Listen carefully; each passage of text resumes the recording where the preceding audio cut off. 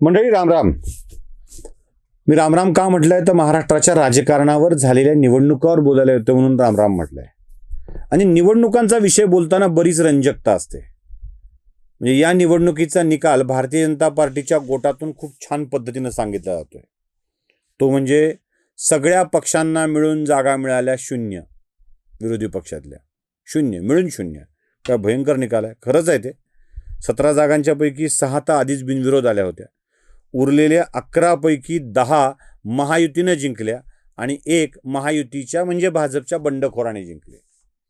आता ती बंडखोराने जिंकल्यावर हा आमचाच होता असं सांगायला अनेक जण पुढे आले. संजय राऊतांनी तर आधी प्रेस कॉन्फरन्स घेऊन सांगितलं की ते जे विजयी झालेत ना ते आमच्यामुळंच असं त्याने आधी सांगून टाकलं. संजय राऊत लाईन मारायला गेले असतील लाईनमध्ये, पण त्यांना काय माहीत आहे की कोण कुठे लाईन मारू शकतं.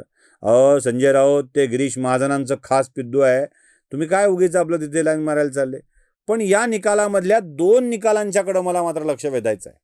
2 निकालांच्याकडं. 6 बिनविरोध झालेल्यांवर बोलू नये, पण 2 निकाल म्हणजे नाशिक आणि सांगली.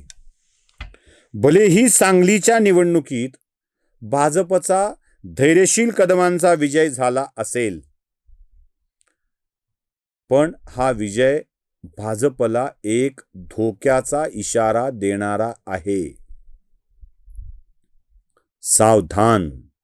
सांगली वहिवाट तयार करते, पायवाट तयार करते आणि या पायवाटेवरून जाणारा माणूस उद्या याचा मोठा मार्ग करू शकतो.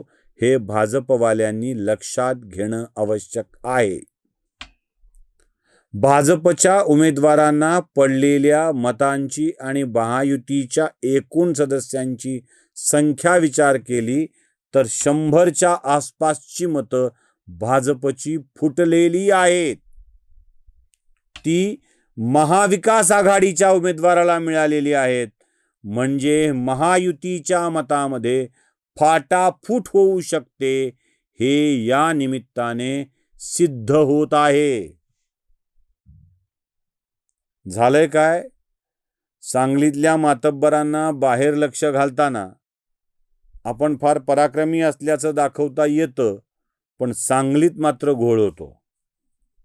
सांगलीला भक्कम नेतृत्व नाही आहे की काय हा प्रश्न आहे. भाजप महायुती सांगलीतल्या आपल्या नेतृत्वाकडं दुर्लक्ष करते आहे. नुकत्याच झालेले पक्षातले निलंबन, काही चांगल्या ठिकाणचे निलंबन, काही कार्यकर्त्यांना बाजूला सरकवणं, काहींना संधी न देणं, हे भाजपसाठी घातक ठरण्याची शक्यता आहे. आणि सांगलीनं धोक्याची घंटा भाजपसाठी वाजवली आहेच.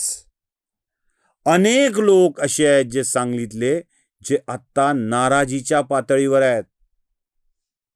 पक्ष नेतृत्व आपल्याकडे लक्ष देत नाही असं वाटतंय आणि त्यामुळं सांगलीतलं वातावरण बदलू शकतं आणि सांगलीच्या वातावरणाचा आजार संसर्गजन्य होऊन पश्चिम महाराष्ट्रात पसरू शकतो. लक्षात ठेवा, तुमचा संघर्ष सांगलीत जयंत पाटलांशी आहे.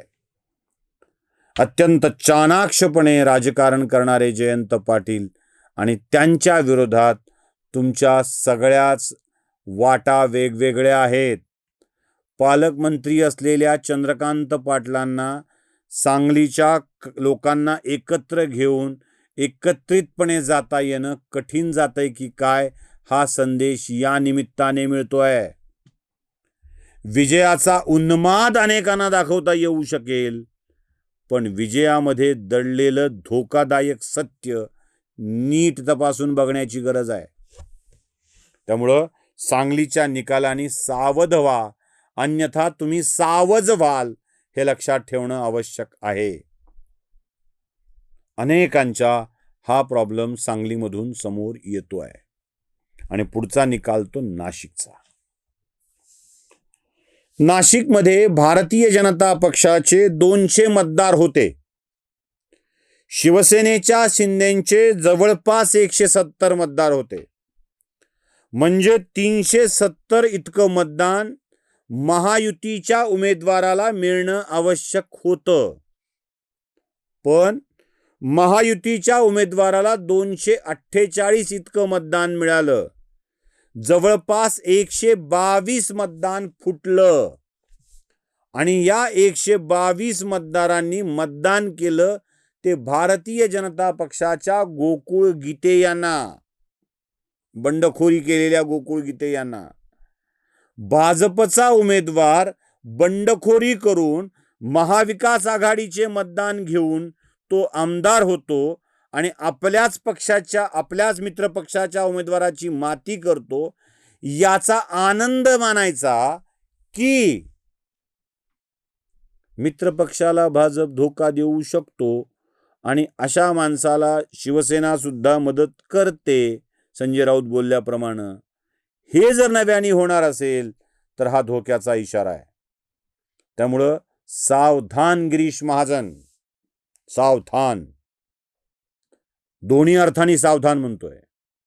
गिरीश महाजनांनी डाव टाकून गोकुळ गीतेना विजयी केलं असेल तरीही ते धोकादायक आहे. आणि गोकुळ गीते गिरीश महाजनांना धोबी पछाड देत विजयी झाले असतील तरीही ते भाजपसाठी धोकादायक आहे. जे धोकादायक आहे ते धोकादायकच आहे. या स्वरूपाची मित्रपक्षाला धोका देण्याची वृत्ती बरी नाही. सांगलीचा कारभार कोणाकडे दिलाय आणि नाशिकचा कारभार कोणाकडे दिलाय जरा बघणं आवश्यक आहे. नाशिकचं जामनेर करून टाकल्यानंतरची अवस्था काय होते हे लक्षात घेणं आवश्यक आहे. त्यामुळं तुम्ही ज्या स्वरूपात तिथल्या निवडणुका हाताळता आहात, नाशिकमध्ये तर नाक कापल्या गेलंय की नाक बसवलंय चिखलाचं लावून माहीत नाही. त्याचं निरीक्षण भाजपने करावं. माझ्या लेखी तरी हा अपमानच आहे. आणि सांगलीत मात्र पदावर बसवताना शालीत घालून जोडे लगावलेत सांगलीकरांनी, हे लक्षात ठेवणं आवश्यक आहे. भाजप या 2 निकालातून शिकणार नसेल, बदल करणार नसेल तर कदाचित भाजपची पुढची वाटचाल सुद्धा कठीणच असेल. नमस्कार.